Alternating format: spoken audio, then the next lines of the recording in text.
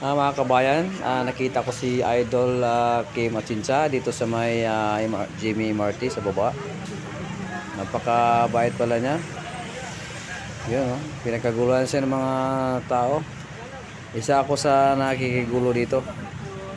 Kaya napahanga ako sa kanya mga kabayan dahil napakabait niya.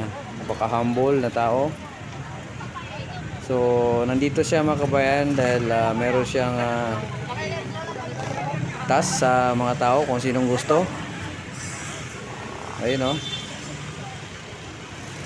Yung ang tawag ay dapat alam mo. Yung may programa siya ng ganyan, yun ang task niya, inaamon yung mga tao.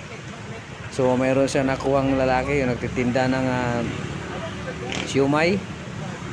Saka naghanap pa siya ng makalaban, yung parang yung challenge eh. Meron din siyang meron siyang pang kung sino manalo, binibigyan din ng ng award din, oh.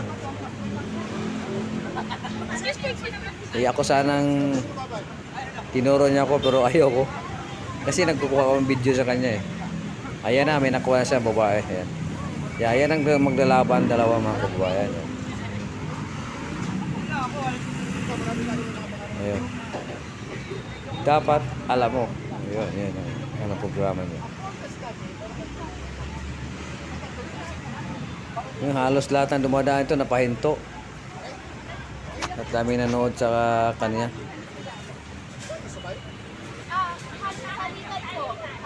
Kasi pag mabait na tao, talagang maraming